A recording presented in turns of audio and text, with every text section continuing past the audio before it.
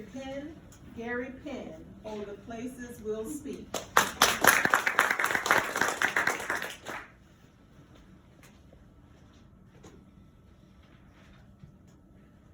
Crash! Boom! Rain pours down on 15 now drenched Toastmasters. Carter sets a new land speed record, taking every single prop as the sergeant at arms and getting them to safety in his car. No, ladies and gentlemen, I am not talking about a tornado hitting this building.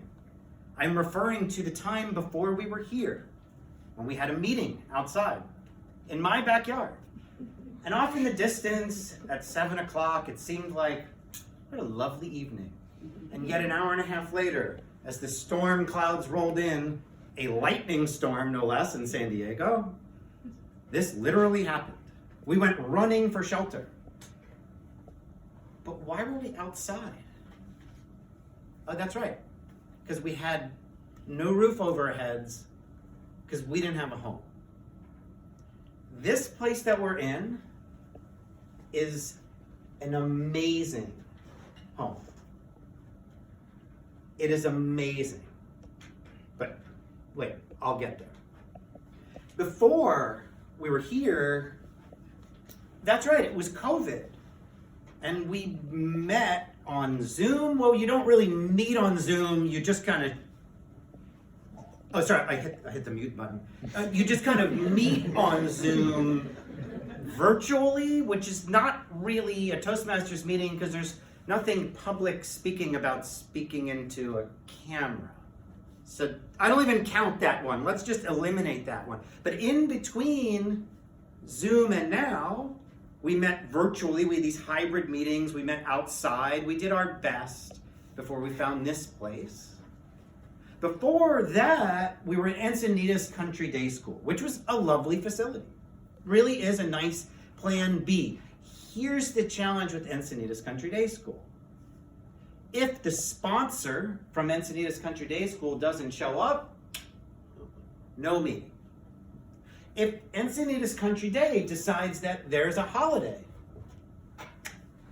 no meeting.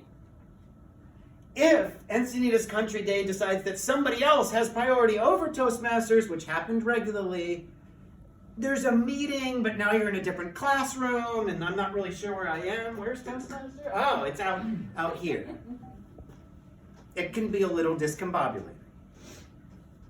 I've been in Toastmasters for 16 years. I've spoken and attended meetings at dozens of places. Now, when I first started attending, I was usually in corporate boardrooms. So the problem with the corporate boardroom, hi Bruce, we're a little bit close together, but sorry, this boardroom's a little tight, and there's a big giant table in the middle because it's made for Knights of the Round Table, not Toastmasters. So yes, a corporate facility is a nice idea in theory. In practice, it does the job. It ain't this place. I've also been at dinner clubs. Now, the problem with a dinner club is there's kind of distracting because there's just this constant forks and knives, and I'm kind of having trouble hearing myself talk right now because somebody please put the glass down. Thank you. You think that this place is expensive, right? It's $90 every 6 months. Imagine having to buy dinner or lunch every time you go to Toastmasters. Now that's expensive. I've also been at a rec center. No, not a recreation facility, literally a gymnasium where we met, and the lighting is pretty much all fluorescence, and the sound is kind of like, can you guys still hear me the same? Because this is what it sounds like when you're forced to meet in a freaking rec center. It's not recommended. Look how lovely this nice dual lighting is. This is what we're talking about giving up? Are we crazy? I have also met in a bank. And the problem with the bank is that every word echoed off of the 100-foot ceiling at the bank. I'm not exaggerating. Robert's laughing because it's 100% true. It was almost impossible to speak in that facility. So let's think about what we have here. We have free, unlimited parking. We have security literally outside the door, so you know that you're safe and the meeting can be conducted in peace. We have a center that welcomes us. We have no single point of failure. There's no risk of the meeting not happening if Robert can't be here, or our Toastmaster can't be here, or the Sergeant at Arms can't be here, or somebody else as the substitute can't be here.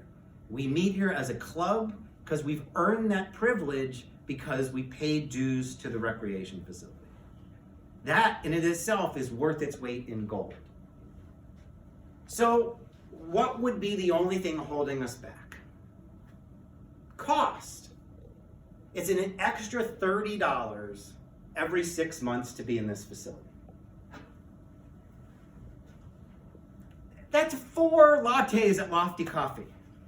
I mean, we can give up one of those, right? But let's not even put it in that perspective. Let's put it in this perspective.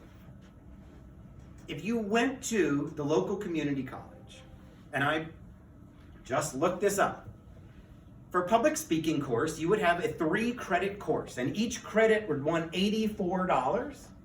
On top of that $84 times 3, you would also have to pay $45 for parking and student fees.